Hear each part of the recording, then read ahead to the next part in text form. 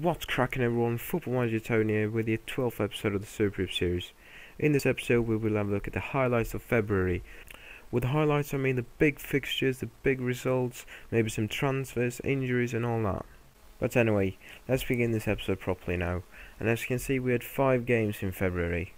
4 of them was in the Premier League and 3 of those was at home at Loftus Road.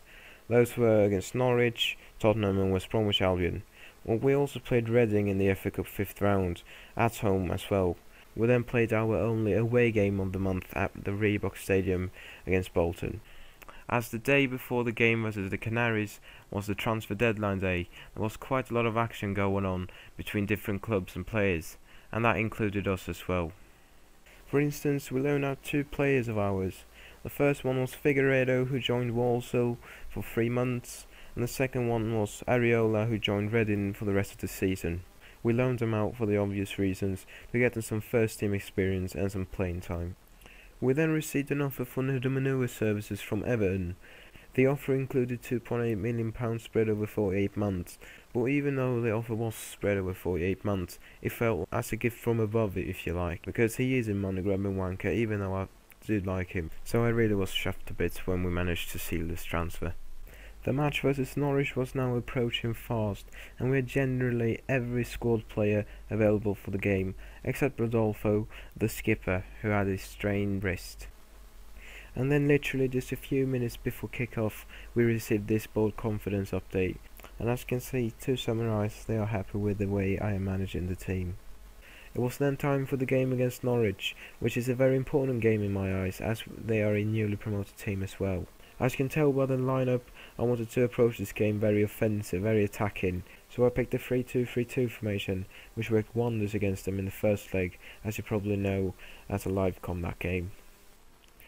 The match itself was quite special in the way that Norwich got 2 men sent off. The first player to get a red card was Sasa Papak, who fouled Jamie Mackie from behind for some reason. Mike Jones didn't have to think too long before sending him off.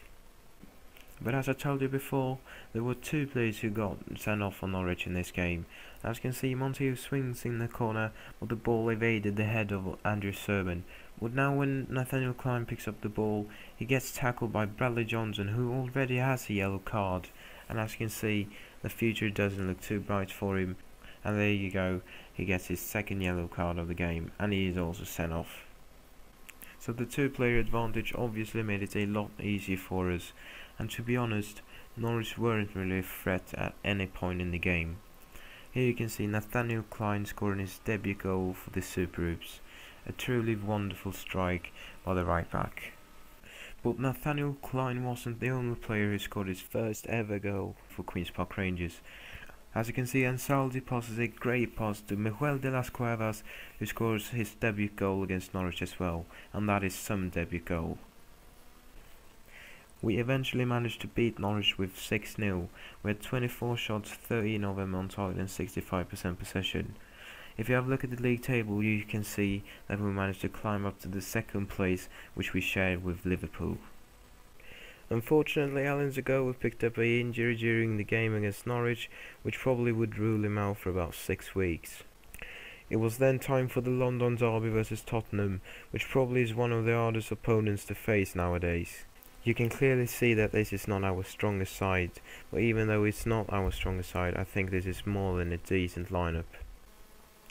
But against all the odds, we got a great start, and as you can see, this is a proper counter-attack. Jano picks up the ball, Walter Montiel swings it in a bit too far, but Miguel de las Cuevas saves it and passes it to Allen. Really a fantastic goal from us after just 1 minute. We then did our best to try and keep away Tottenham from our goal, and it actually worked until the 87th minute when Alejandro Fallin tackled Adebayor very dirty inside the penalty area, and Chris Foy definitely made the right decision to give the Spurs a penalty. But of course I was gutted as he scored in the last minute of the game. But you know, after all, a 1-0 draw against Tottenham is a very good result, and thankfully Liverpool drew to Bolton 1-1 as well. So we still shared the 2nd spot. Just after the Tottenham game, the team of the week got official. As you can see, once again we got 3 players out of 11 in the lineup. This time we had Nathaniel Klein, Nicholas Lombard and Walter Montillo. It was then time for the always tough fixture against West Bromwich Albion, and after the great performance in the last game, I chose to pick the same players who played against Tottenham in this game versus the Baggies. To score in the early stages of the games and now become a good habit for us. Here you can see the two 19-year-olds, Jano and Zanogo, showing some great chemistry. That ball from Jano is just proper brilliance, and that coolest finish from Zanogo shows that he's got bags of potential to become a great striker. But we weren't done there. Here you can see our very underrated left back Anzaldo makes a world-class slide tackle and a world-class run to make it 2-0 just before half-time. That is one of the goals of the season, at least this far in my opinion. Unfortunately, we still struggle to keep the clean sheet. Here you can see some lack of communication between Fabianski and Nathaniel Klein. Brum picks up the ball and crosses a great ball into Shane Long, who does really well to score from there. But thankfully we didn't concede any more goals, and that was our second win in 3 Premier League games this month. Between the two games versus West Bromwich Albion and the FA Cup 5th round versus Reading, a lot of different things happened. And one of those things were this. Wolverhampton Wanderers made a bid for Sean Wright-Phillips including £3 million, and none of them was spread over 48 months or anything, which was great. So it was an easy decision to make, and the transfer was sealed very quickly. Unfortunately, Sean, along with all the other money-grabbing wankers, demanded us to pay him 13k a week. We know that is better than to pay him 65k a week. We then got another offer for another player. Sporting made a bid for Ryazantsev including £5 million spread over 48 months. Me myself bought Ryazantsev for £4.4 million spread over 48 months, so we did earn a bit of money here. I do like Ryazantsev though. He doesn't care about money or anything, and he's very versatile. You know, he's been a great servant for us this short period he has been here. Then a few days before the Reading game we received this piece of bad news. Alfonso Areola had twisted his ankle at Reading and we had to call him home. He really has been unbelievably unlucky with his injuries. He has already been injured 3 times since he joined us. That also includes his fractured skull, which forced him out on the pitch for 3 months. And then I received another fissure report, and this time it was on Bruma. As you can see, he's out for about 4 to 5 weeks, and it actually is really bad news when young players like Areola and Bruma gets injured, because their whole development just stops when they're not fully fit. But like I said, this was just before the game versus Reading in the 5th round of the FA Cup. But like always, when we are playing in cups and against teams who are a bit weaker than us, I pick a whole different side. We still play with a 4-2-3-1 formation though, which seems to fit the players best this far. And as expected, this game was a bit like a walk in the park. I don't want to sound cocky, but it really was a bit like that.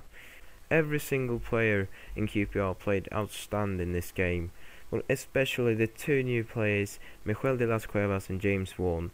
Both of them worked really hard, and both of them got 1 assist each and 1 goal each.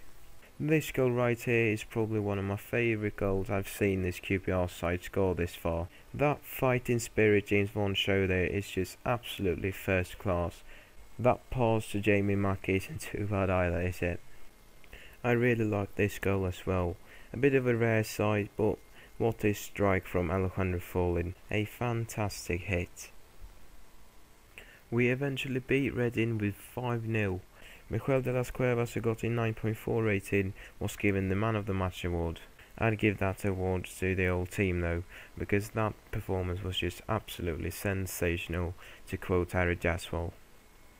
As you hopefully know by now, we had sold Ryazantsev to Sporting and Sean Wright-Phillips to Wolverhampton, so we needed a replacer, someone who could play on both wings. And who could possibly be better than the French wonderkid Lenny Nanguise? We bought him for £2.4 million, which is a bloody bargain if you ask me. He can play both on the left wing and on the right wing, and he can also play up top.